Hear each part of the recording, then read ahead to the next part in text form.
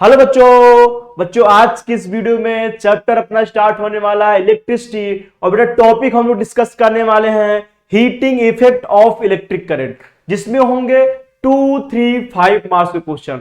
तो बच्चों आइए हम लोग करते हैं वीडियो स्टार्ट। वीडियो स्टार्ट करने से पहले हम आपको देंगे एक इंपॉर्टेंट इंफॉर्मेशन। वो इंफॉर्मेशन क्या है, हम लोग आपके लिए क्या है, क्या one shot important topic wise question, mind map, important topic exam point view से क्या आपके लिए इंपॉर्टेंट है, मार्क वाइज वीडियो। और बेटा ये सब कुछ आपको मिलेगा। यहां पर देखिएगा आई बटन है, इस पर क्लिक करिए, सारी वीडियो आपको मिलेंगे फ्री ऑफ कॉस्ट। तो आइए बच्चों हम लोग स्टार्ट करते हैं इस वीडियो को। वो दिया हुआ है right the mathematical expression for joules law of heating. And दूसरा क्वेश्चन दिया हुआ है compute the heat generated while transferring 96,000 coulombs of charge in 2 hours through a potential difference of 40 volt। ठीक है, तो ये आपका 2020 बोर्ड एग्जाम में पूछा गया है। तो हमारा किस तरीके की अप्रोच होगी, हम किस तरीके से इसको सॉल्व करेंगे, यहां पर देखते हैं। पहला क्वेश्चन आपसे पूछा गया है right the mathematical expression for the joules law of heating. ये मैंने आपको अभी पहले वाले वीडियो में बताया था, इससे पहले वाले वीडियो में मैथमेटिकल एक्सप्रेशन निकालना है किसके लिए, जूल्स लॉ के लिए। जूल्स लॉ क्या है, इलेक्ट्रिक जो करंट है उसका हीटिंग इफेक्ट है, जो हीट बाहर निकल रही है, जो एनर्जी बाहर निकल रही है, वही जूल्स लॉ है। अब यहां पर क्या होगा कि जो एनर्जी बाहर निकल रही है ना, वो एनर्जी डेसिपिटेट हो रही है किस फॉर्म में, हीट की फॉर्म में बाहर निकल रही है। और इसके लिए हमने फॉर्मूला लिखा था H = I² RT। ये निकाला था मैंने पहले भी, और अगर निकालना चाहें इससे दोबारा तो किस तरीके से निकालेंगे। We know that V equal to क्या होता है, हम जानते हैं कि V इक्वल टू क्या होता है। यहां पर V इक्वल टू होता है W/Q, और W/Q से W से क्या निकाला था मैंने, VQ निकाला था। और यहां से हम Q को भी जानते हैं, हम Q इक्वल टू क्या आएगा, VIT आएगा यहां से। और यहां से यही क्या है, यही हीट है, यही हीट एनर्जी है। तो H इक्वल टू क्या आ जाएगा, V की जगह I रखूंगा, I/R रखूंगा, तो यहां से क्या आ जाएगा,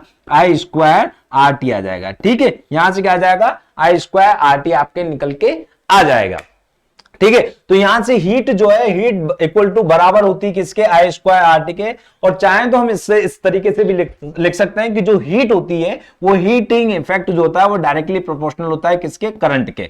ठीक है, करंट के स्क्वायर करंट के प्रोपोर्शनल होता है। और हीट इफेक्ट जो होता है डायरेक्टली प्रोपोर्शनल होता है किसके, रेजिस्टेंस के। और हीट इफेक्ट जो होता है डायरेक्टली प्रोपोर्शनल होता है टाइम के। ठीक है, तो इन तीनों के डायरेक्टली प्रोपोर्शनल होता है। इसका मतलब यह है कि जितनी ज्यादा करंट फ्लो होगा कंडक्टिंग वायर में, जितना ज्यादा करंट रहेगा, करंट फ्लो होगा, उतनी ज्यादा हीट जो है वहां पर प्रोड्यूस होगी, हीट डेसिपिटेट होगी, हीट निकलेगी बाहर, जितना ज्यादा आपके करंट बहेगा। दूसरा है आपका, जितना ज्यादा वायर का कंडक्टर का जो रेजिस्टेंस होगा, कंडक्टर का जो रेजिस्टेंस सबसे ज्यादा अगर होगा तो वहां पर हीट सबसे ज्यादा होगी। यानी कि कंडक्टर के रेजिस्टेंस पर भी हीट डिपेंड करती है। रेजिस्टेंस ज्यादा है तो यहां पर हीटिंग इफेक्ट भी ज्यादा होगा। टाइम पे भी डिपेंड करेगा कि कितने टाइम तक वो करंट हम फ्लो कर रहे हैं। अगर करंट बहुत ज्यादा टाइम है तो बहुत ज्यादा हीट निकलेगी, और कम टाइम के लिए हम फ्लो कर रहे हैं तो कम हीट निकलेगी। यहां पर ये वाला पहले वाले का सॉल्यूशन है। चाहे तो आप इसको सॉल्यूशन में भी देख सकते हैं, या आपको यहां पर सब कुछ दिया हुआ है। The Joule's law of heating effect implies that the heat produced in a resistor is directly proportional होता है किसके, करंट के, डायरेक्टली प्रोपोर्शनल होता है किसके, रेजिस्टेंस के, और डायरेक्टली प्रोपोर्शनल होता है टाइम के। ठीक है, करंट जितनी देर बहेगा, H इक्वल्स टू क्या लिखा हुआ है यहां पर, H equals to I² RT लिखा हुआ है। पहला दूसरा क्वेश्चन यहां पर हम देखते हैं। दूसरा क्वेश्चन है आपका यहां पर, compute the heat generated while transferring 96,000 coulomb of charge in 2 hours through a potential difference of 40 volt।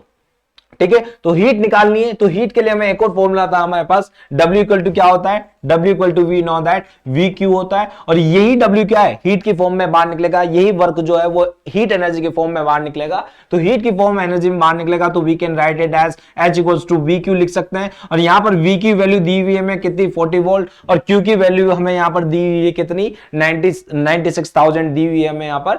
और यहां पर जो पूछा गया है आपसे, क्या पूछा गया है, दूसरा टाइम और दिया हुआ है 2 आवर्स के लिए। तो चाहे यहां पर टाइम नहीं है वैसे तो, पर चाहे तो टाइम भी रख सकते हैं हम, है ना। तो ज्यादा देर के लिए हीट निकल जाएगी और क्या होगा, है ना। तो यहां पर कितनी हीट निकल रही है इसको फाइंड आउट कर लेंगे हम यहां से। तो H इक्वल टू क्या होगा, 40 मल्टीप्लाई बाय कितना होगा, 40 वोल्ट मल्टीप्लाई बाय 96,000। ठीक है। तो यहां से जब इसे कंप्यूट करेंगे, जब यहां से इसे जब कंप्यूट करेंगे तो यहां से क्या निकल के आएगा आपका H equals to 3.84 multiply by 10⁻6 joule. ठीक है, तो इतनी हीट एनर्जी आपके बाहर निकलेगी। क्लियर है, इतनी हीट एनर्जी आपके डेसिपेटेड होगी, इतनी हीट एनर्जी आपके बाहर निकलेगी। H equals to 3.84 into 10⁻6 joule आपके एनर्जी बाहर निकलेगी। चाहे तो आप इसे सॉल्यूशन में भी देख सकते हैं, यहां पर सॉल्यूशन भी दिया हुआ है, आप ये सॉल्यूशन में भी देख सकते हैं। यहां पर 3.84 इंटू 10⁻6 जूल जो है आपकी एनर्जी निकल रही है बाहर, यहां पर देख सकते हैं। चलिए दूसरे क्वेश्चन पे देखते हैं। दूसरा क्वेश्चन आपको यहां पर दिया हुआ है, ये दूसरा क्वेश्चन है right joules law of heating.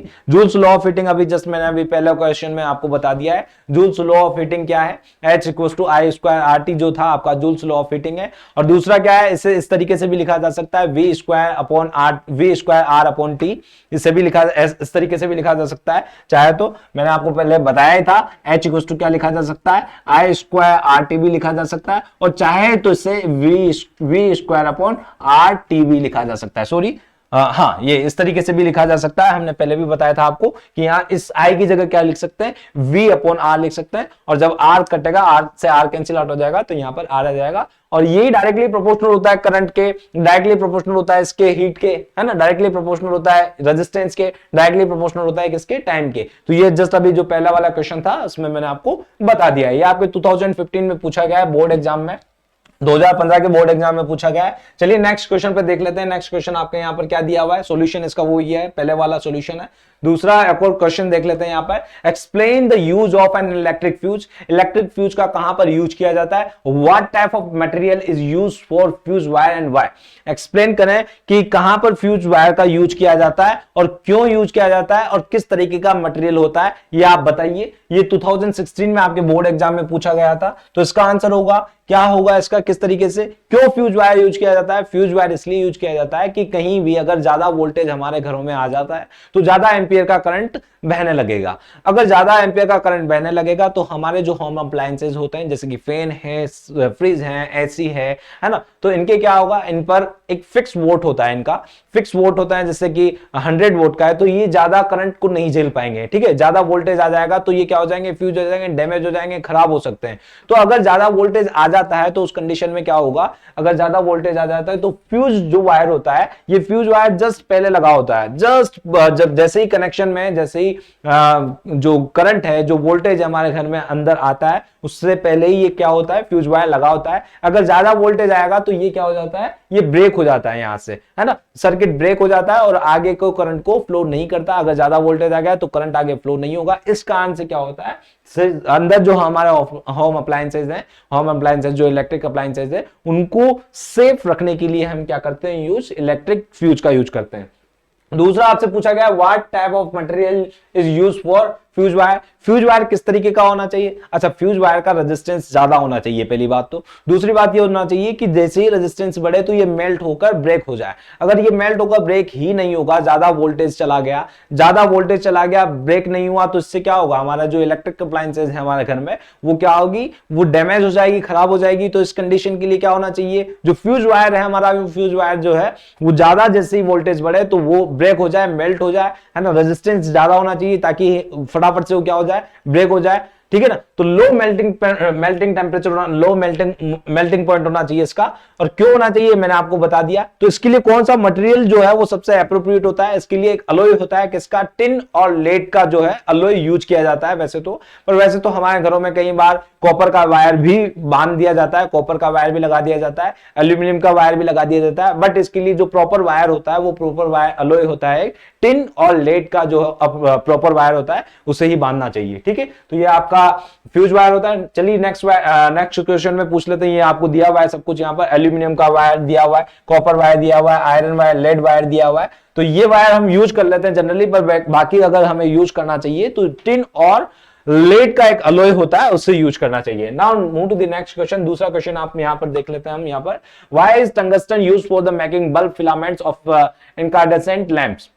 Tungsten का ही फिलामेंट क्यों बनाया जाता है बल्ब के अंदर, तो टंगस्टन का फिलामेंट इसलिए बनाया जाता है क्योंकि टंगस्टन का मेल्टिंग पॉइंट बहुत ज्यादा होता है, बहुत ज्यादा, 3380 डिग्री यहां पर इसका मेल्टिंग पॉइंट होता है, इसलिए जब भी हम कोई करंट फ्लो करते हैं, जो फिलामेंट होता है, तो वो फिलामेंट इतनी जल्दी टूट नहीं जाएगा, मेल्ट नहीं हो जाएगा, बहुत ज्यादा मेल्टिंग पॉइंट होता है। और इसका जो ये जो एकदम से लाइट जो प्रोड्यूस करता है, वो लाइट 2500 पर ये डिग्री सेंटीग्रेड पर ये क्या करता है, लाइट प्रोड्यूस करता है, इल्यूमिनेट होता है, मतलब जलता है। तो इसका आंसर टंगस्टन वायर को यूज किया जाता है हमारे फिलामेंट्स में, बल्ब के फिलामेंट्स में, क्योंकि मेल्टिंग पॉइंट बहुत हाई होता है। दूसरा आपसे पूछा गया है, name any two electric devices based on a heating effect of electric current. दो डिवाइसेस के नाम बताइए जो कि हीटिंग इफेक्ट पर काम करती है, जैसे कि गीजर हो गया, आपका आयरन हो गई है ना, इलेक्ट्रिक आयरन हो गई, गीजर हो गया, इलेक्ट्रिक प्रेस हो गई आपकी, ठीक है। ये सारी की सारी आपकी काय पे काम करती है, ये इलेक्ट्रिक हीटिंग इफेक्ट पर आपका यहाँ पर ये काम करती है। आपका 2015 में यानी 2015 के बोर्ड एग्जाम में पूछा गया था। और नेक्स्ट क्वेश्चन देख लेते हैं, चाहे तो इसका सॉल्यूशन आपको यहाँ पर दिया हुआ है। सॉल्यूशन यहाँ पर तो इसका स्ट्रॉन्ग मेल्टिंग पॉइंट होता है, स्ट्रॉन्ग मेटल होती है सबसे ज्यादा, और स्ट्रॉन्ग मेल्टिंग पॉइंट होता है। अगर ज्यादा कम मेल्टिंग पॉइंट हुआ तो क्या होगा कि जैसे ही हम इलेक्ट्रिक करंट देंगे, उसको सप्लाई करेंगे, तो वायर क्या होगा, वायर पिघल जाएगा, है ना। तो कोई करंट ही नहीं, मतलब कोई कुछ इल्यूमिनेट ही नहीं हो पाएगा, इसलिए मेल्टिंग पॉइंट ज्यादा होना चाहिए। दूसरे बात, it emits light at high temperature, बहुत ज्यादा हाई लाइट टेम्परेचर पर क्या करता है ये, टेम्परेचर पर, हाई टेम्परेचर पर लाइट इमिट करता है, किस पे, 2500 डिग्री सेंटीग्रेड पर, ठीक है। इलेक्ट्रिक लॉन्ड्री आयरन है, इलेक्ट्रिक हीटिंग है ना, हीटर है और प्रेस है आपकी, ये सारी इलेक्ट्रिक हीटिंग डिवाइसेज है, ठीक है।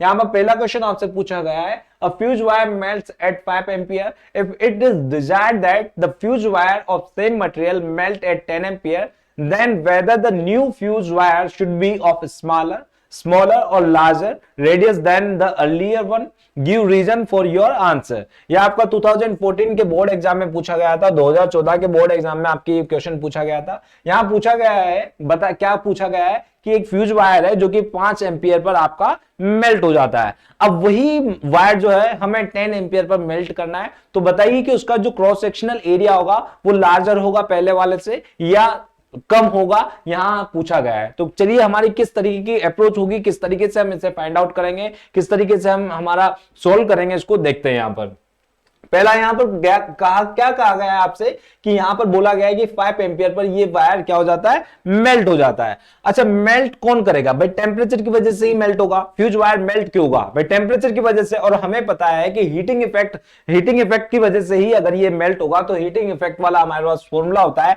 H इक्वल्स टू क्या होता है, I स्क्वायर RT।